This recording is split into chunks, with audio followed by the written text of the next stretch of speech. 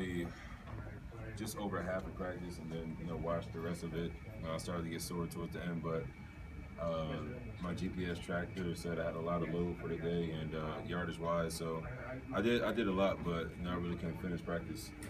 That was my toughest thing, so hopefully this week I can finish every day. Did you surprise yourself? I did surprise myself, but it wasn't me. It was the whole line. I was like, I didn't know y'all were still doing this thing. So let's keep it moving, and I'm liking what they're doing. So hopefully that transfer over to Maryland, so we can do the same thing. When the doctor told you about the 8-week thing, that's where how long it would take to get through the soreness, did you think, oh man, that's a long time, or do you think, okay, that's not too bad, I can deal with that? I mean, she said 4 to 6 weeks you can still return to play. And at that time, I asked her, what am I going to be feeling? She said just how much pain tolerance you can take within your adductors, and if you can go, but if not, it sucks.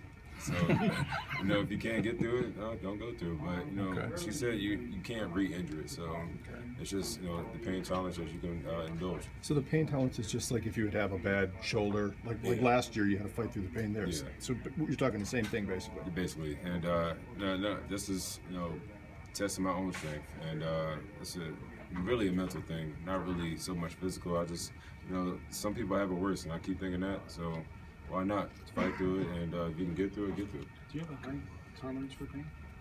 I don't know, to be honest with you, but I think I've been through enough to where nothing else should bother me, and I just got to keep pushing through it. Anything else is it comes with the game, and I can't really be really sidetracked about any injury that I come across. Just got to play the game. Do you feel any better or different from the 2 days since the game? I would say today's more still a carryover of soreness, and that can only be worked out through rehab, still going through it, but I can only tell day to day, and hopefully next day still progresses, and the soreness wipes away, and I'll get back to it again. That's very encouraging. Yeah, yes, sir. Corey, you referenced on Saturday about focusing on now, Mm-hmm. but everything you do now also affects what might happen in the future too. Is it tough to separate those two, I guess, goals or trains of thought when you have a potential decision going into the season? It's really hard not to think about it, but I can't really be too selfish at this point. I got to think about now what this team is focusing on, and that's finishing the season strong. But if anything happens throughout the after the season, I guess it'll be self-explanatory. But at this moment, I just got to focus on why I'm here and still being a college student. What do you do for rehab to get through it? What specifically do they have you do? Just a little strengthening exercises, but really just ice to reduce the inflammation that's in the areas. So nothing really too extreme. It's just taking the time and being dedicated to the progress, and know that it's not going to be easy right now. There's no secret. You worked your butt off to be the #1 guy. Come back this year, and you look forward to being the #1 guy. Can you describe the level of frustration going through this process and missing 7 games or 8 games, whatever it was?